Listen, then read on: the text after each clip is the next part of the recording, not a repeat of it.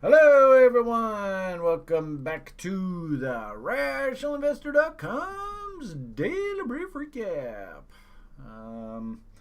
Had a total special treat today. Our level 2 instructor, Kiran, came and basically schooled everybody on what a professional trader looks like. I was so proud of him. Oh man, he not only he has the idea because he went and did the my old prop firm, the Top Step thing, and traded with them for a while. And he was like, "Screw this! If I can make money, I'll just do it on my own." And he actually has an idea of trying to create sort of like an internally monitored co-op prop firm within TRI. Which, oh man, I love this place. I swear. The collective brain power of this TRI experience is just over the top. So thank you for your presentation today, Kiran. I'm sure you're going to have a ton of people, guys in the lounge. I mean, as he's talking, guys in the lounge are posting, "Shut up and take my money," which I thought was great. I saw that out of the corner of my eye through the whole presentation. They were so impressed.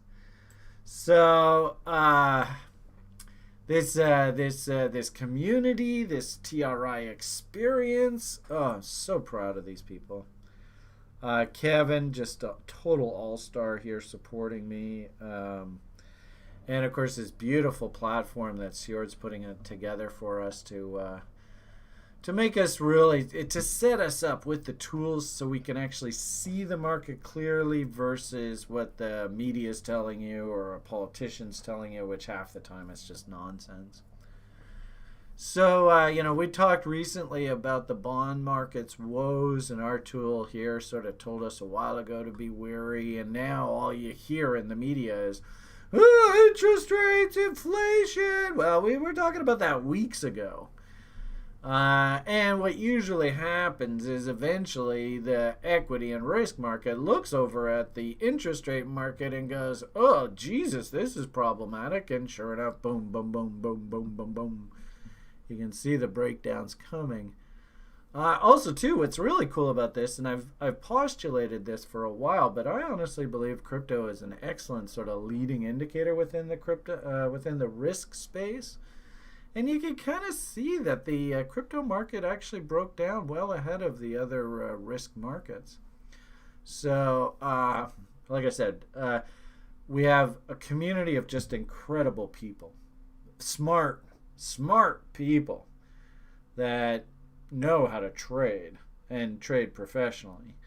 And then Sjord gives us these incredible tools for us to just go fishing. Talk about a killer fishing rod, right?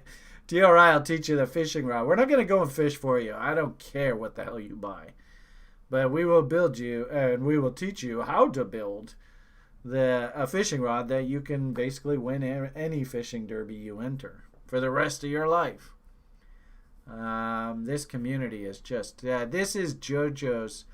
Then when she came to me, and I still remember the dream like it was yesterday, she said, "Brian, you have the opportunity to make a huge difference in this world." She didn't say I was going to, but she said we had the opportunity. And that opportunity is it's floating out there. And, as Stuart likes to say, we've never been closer. So proud of these people. Gotta say, so proud. Breadth, obviously. We're in a bit of a challenging environment right now. Eh? What do you think? I get the impression that this is more about Fed wants what they want. And they want to be able to get that free money. So I don't think you're going to see a rip-roaring strong market until the politicians in the United States pass that latest benefit package, and the Fed will basically gobble up all of those that new debt. They will use it as collateral, and they will then expand the money supply, which will then enable banks with that free money to go in and buy risk assets. That's what I think is going on right now. So, the message from the Fed the other day was, we will do what it takes to support the market. But they're not going to do it for free. So the FCASI is set up that the Fed and the private banks that own the Fed have an absolute guaranteed profit margin with the spread between their rate they charge the commercial banks and what the market rate is. And it's all predicated that they will not take that risk. They're not going to go and lend the public their money out of their pockets. This is lending based off of the U.S. Treasuries as collateral. So just understand that. Nothing's really changing in this world, sadly, through all of this. And, one might argue that maybe Mr. Trump was that attempt to try and break this 1% model. And it looks like, I don't know. I mean, maybe he's not gone yet. But it looks like the 1% got away with it this cycle. That's the way it goes. Sometimes they don't, right? Andrew Jackson, he was able to stand up to the 1% and he kicked them out of the United States. Abraham Lincoln, to a certain degree, the 1% tried to break the Union and Lincoln survived, unfortunately. They didn't like that, so they assassinated him. Anyway, you know how the story goes. Okay, so chatter for you guys. Was really interested to see U.S. dollar, of course, drives the bus here, just rallying smartly out of the gate here. Huge failures in the Swiss franc, which I was quite surprised at. Commodity currencies coming off. Gold just getting destroyed here. Risk itself, it's not really like it's well bid, but hey, I mean, fuck, you can see the bottom, the W's in Bitcoin here. W's in Ethereum, W's in Litecoin. So they're trying desperately to firm up here. And as we sort of said, I like the idea that crypto is a leading indicator. So we might find that, especially through the weekend, crypto maybe enjoys a bit of a bid. And Monday morning, they come back with a little bit calmer heads. We'll see how it goes. I mean, there are W's coming in here, so that's encouraging. Gold. Oh, jeez. Poor old gold bugs. It's interesting to see how the bonds are trying to turn back up through all this. So maybe that'll support the gold market a little bit. Your screen, there is that monster US dollar rally. Pretty significant technical failure there in the U.S. stock market. Our prop trader, Kirad, today was trying to teach people about volume profile and how this is actually a pretty damn big rejection level on the charts. I don't know whether they picked that up or not, but man, he is so pro. Interesting how we're getting like it almost looks like an empire fractal forming here on the crude. Trend lines are pretty steep. So, if we do get that follow through selling come out Monday morning, you could see this market come off here a chunk. As I said, the one bright spot, and it's not that bright, but one bright spot is these crypto names are trying desperately to hold these recent lows. No idea if they're going to be able to or not, but they're trying. Interesting to see how we're finally getting that inside bar trying to form on the bonds, which would sort of, if this bullish signal does fire, it kind of means that, people taking risks and that sort of inflationary push in our society is abating. But wow, and this is fascinating, right? So theoretically, gold, if it's collapsing like that, that should be deflationary. It shouldn't be deflationary in itself. It should be a message that the market is trying to send that deflation is more of a concern than inflation. That's the way I would say it.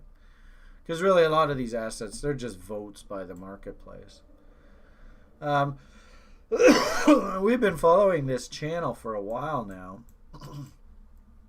And you can see how we're flirting with breaking through the midpoint of the channel, which if it does confirm, we'll see whether it's just a head fake move.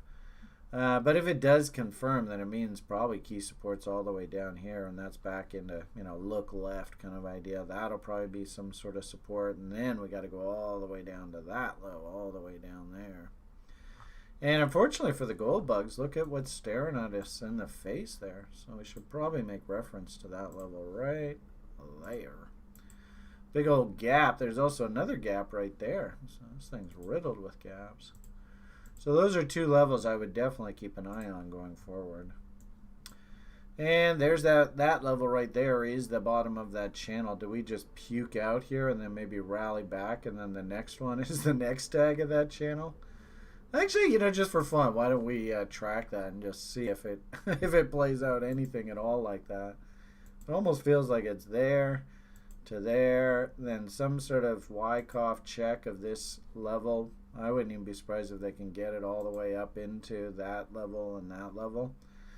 Then maybe like an M, and then a final capitulation dump into there. Fill that gap in. Who knows? Yeah, we'll throw it out, keep it on the chart, see what happens. But I mean, simply put, hey, there's no reason for anybody to be a buyer of gold there. I mean, it just looks like a train wreck.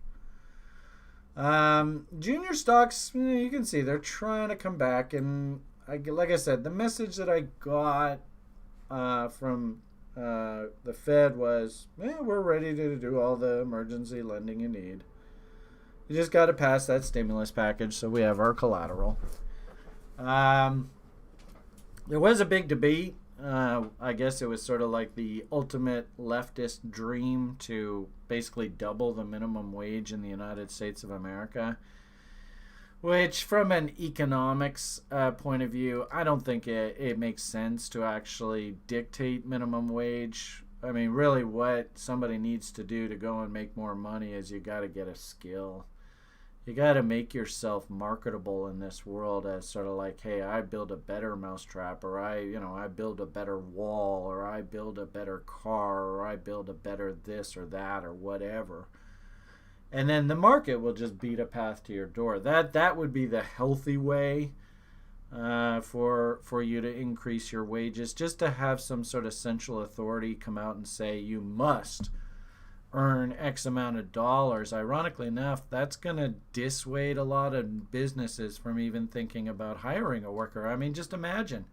Somebody said that the minimum wage right now is about $7-8 and they want to take it up to 15-16. So, okay.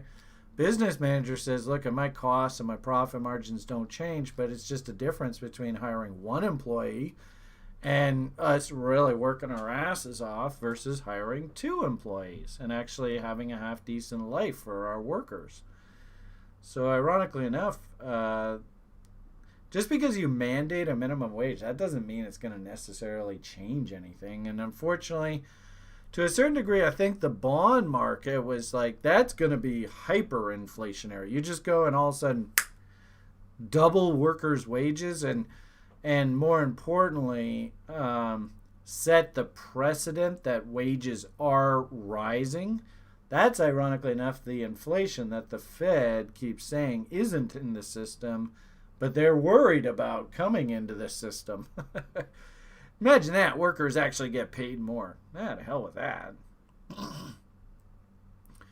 But like the inflation that they talk about that was persistent in the 60s and the 70s, it was just simply that workers were getting and demanding more and higher wages.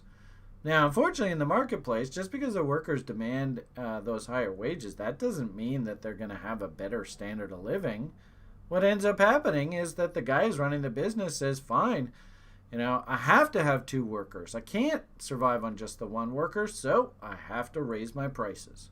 And it's just this back and forth, and it's like a vicious sort of like vortex of rising wages, rising prices, rising wages, rising prices, rising wages, rising prices. And that's the spiral that the Fed is really worried about with regard to quote-unquote inflation. So, to a certain degree, I think today the message we're kind of getting is, okay, we don't have to worry about that inflation bugaboo. The workers, they got screwed. So that makes sense why the gold's collapsing here. Also makes sense too why the bonds that were basically in free fall, because they're going, holy Jesus, look at this inflation push coming. Because keep in mind, workers, that they make up about 2/3 of the cost of doing business. And if you're just simply saying all my frontline low minimum wage workers, instantly their pay, goes up substantially. That is massive short-term inflation pressure. I think the bonds. What I heard today was there was a sort of I guess a procedural hurdle to passing that minimum wage increase. And so as a result, the right wing was basically able to put the kibosh on that due to more of a procedural thing, filibusters, amount of votes needed to stop a filibuster, blah, blah, blah, blah, blah.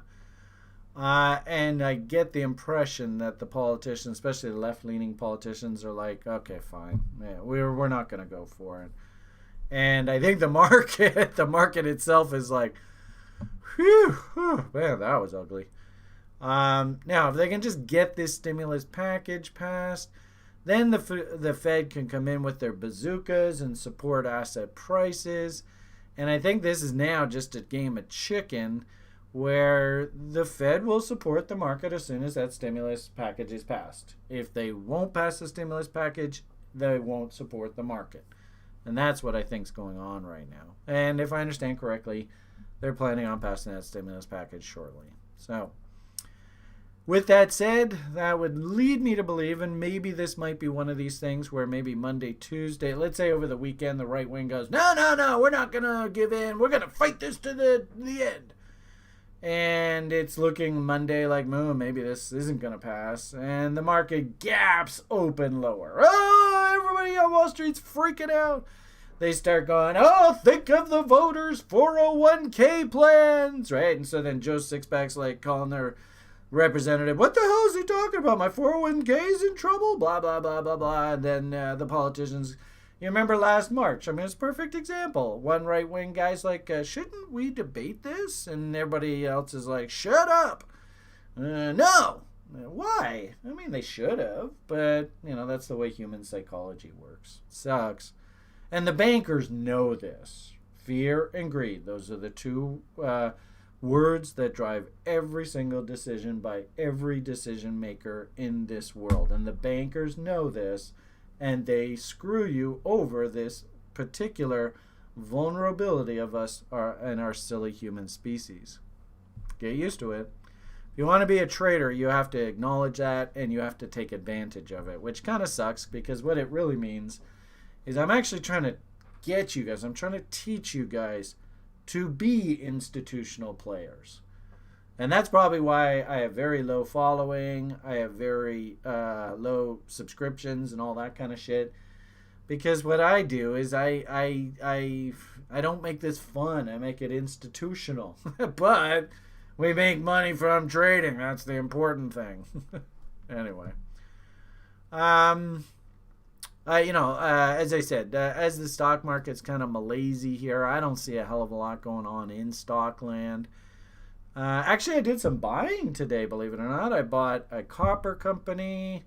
I bought a staffing company because I really like the story that they're going to really push jobs here. Job creation. So I got a staffing company. I really like that for the portfolio. And, of course, it was one of our OGers' ideas, so I trust them explicitly. And there was one other company I bought, but anyway, it doesn't matter. So I'm in there nibbling, and there are some names that are looking attractive, but you know me. I mean, I buy when other people are crying and sell when other people are yelling. So, with regard to the corn, message of recent was sort of like, if you got caught chasing the market up here, well, you're learning why we don't chase, and it's so cliche it gets ridiculous after a while. Do you go down the I told you so kind of rabbit hole? No, it doesn't. It's not productive. But as you can see on this chart here, I am still leaning slightly to the downside here over the near term on this kind of perspective. It's kind of funny because we got all these different models and stuff that we run. So this is one particular model that what I suggest to students do is, come up with a market thesis of a trading setup that you think might work, and then you have to go through the process of vetting the setup. And we started vetting this setup right at the twinkle eyes up here. And we've just been tracking along, and you can see win, win, win, win, loss, win, win, win. I think this was a loss. And then we just went into, remember, this was the, fuck, what the hell is going on in this world kind of market? And I didn't have any trade setups. Nothing gets set up cleanly. Then we get back into arranging market, loss, win. And you can see now we've got a little trade setup just working away off of this W that came in on the other side of this trend line. So just going through the process of vetting the setup. So you can see on the lower time frames, actually, I don't mind the idea of being long through sort of day trader kind of environment. But, I made this message on like public broadcasts and stuff recently. Where the hell did I put that damn chart? I thought it was this one. But for Joe Sixpack and just, now what have I done? Mom and pop, and I want to keep this as simple as possible. This is a very dangerous environment, very dangerous. My hunch is that because this is a V-top, like on Ethereum, at some point we got to go back up and test this high. If this is the top, you can see V-top, test the high. Whoa, we made a new high. V-top, test the high. Oh, we made a new high. V-top, oh, is this going to turn into an M? Nope, we made a new high. Away we go. New high, new high, new high, new high. Okay. Like they say, show me a new high and I'll show you a buy. So the fact that we just made a V-top on like this darling of the market right now leads me to believe that there's probably some sort of range trying to be established here. Actually, I put funny tweets out today. Because one of our site OGs, who's gone on to greener pastures, as most do, he came up with this really cool concept. I love the name, and half of my job is to make you people famous. And where the hell I have it? So maybe I'll just load this up. Oh no, Stuart's still working on the damn library. Library's under construction right now. Maybe I have it on another tab just already open. There, nope. There, nope. There, nope. There, nope. No. Big nopes. All right, well, maybe I won't show you. Anyway, I put out tweets on Twitter and stuff to the effect of, actually, I don't know what happens. If I just go Twitter.com. Oh, by the way, thank you, Mr. Buffett. That was an absolutely horrible recommendation he gave the public. I don't know what the fuck was up with that. That was back last summer, letting the public know that they loved gold right at the top of the market. Way to go. Yeah. So this is the kind of image that I think is going on right now with crypto. Is big face rips up, hit some interesting foggy levels. Kevin's probably going to win our big raffle of calling the person who's closest to calling a top. Who knows? But if you just look at this previous range, this is basically the last market structure bottom. So if you look at that range, you notice 38.2 to 50%. Colin, who's over at Hero now, he likes to call this the pump chaser zone. And of course, my rule is you should expect 38.2s at any given point in time. And if this really is some sort of big pump blast, well, this would probably act as some sort of support. I'm chicken shit. I like 3 higher lows to work with. But, he's even talking to some of his people. Look, if you're aggressive and you want to come in, you think coming in against this support and coming in against Wyckoff checks, this isn't a bad area to think about maybe starting to accumulate. So, obviously, no guarantees from the management one way or the other, but, it wouldn't surprise me if we see some sort of pivot off of this level. That's what usually happens. So, I don't fault people for thinking about going in and sniffing, but, this is not the kind of environment where mom and pop comes in and goes, hey, this is a nice friendly bull market. Why don't we go and risk our retirement on this? No. If anything, what I would prefer you do, if you are that type of person, there's 38.2 on ETH, so it's the same sort of idea. What I would prefer you do is just at least let some back and forth happen. Just let's see whether this thing can actually W out. And we have a general rule at TRI. This is what's called a confirmed bearish divergence by the MACD going through this low here. So if you are a bull, okay, great. You love the Ethereum story, awesome. But just let this clean itself up. Maybe if we're lucky, we can get like a W or something to come in here. I don't think there's a lot of hurry over the next couple weeks. We are coming into the Ides of March. Usually there's some crazy ass stuff around there. If anything, believe it or not, I would not like to see this go straight up to new highs, because then we might still be in this topping pattern. I would much prefer, if this is a nice healthy market, just consolidate a little bit. Let's balance out the order book, half buys, half sells, so at least we have a balanced market and we can take a shot off of ranges. Right now, this is just hurry up and hands off. So that's sort of, your crypto environment. There are some cute little ideas that I went nibbling on recently, like this auger. Got a cute little fill here. No idea if this is going to work or not, but you know me. I just, I'm buying against bottom ends of ranges. That's what I do. So, if you want to take that kind of shot, just be real cheap with your money.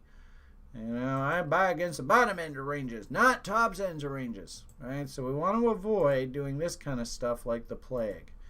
Do not come in and buy assets that look like this. Just don't do it. Just maybe work your bid at like 61.8 or Collins pump chaser zone, 50% rule, but just don't chase. Don't get sucked into buying this. That's my number one message for you.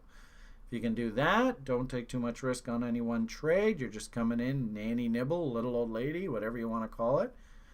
Believe it or not, that alone will just keep you out of a hell of a lot of trouble while risking your hard-earned money. So, food for thought. Could we maybe be setting up some sort of weekend fun here in crypto? I'm going to have to see this, structurally turn a little bit. We're still pointing down here. But hey, at least we're not in face rip mode here. Could we still see a little bit more to the downside? Yeah, maybe. Is this mom and pop easy trade? No. You want to maybe give this market a week or two just to settle down a little bit? That's not a terrible idea.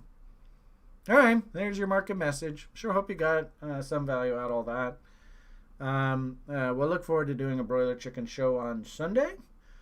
So with that, have yourselves a wonderful rest of your day. All the best and bye for now.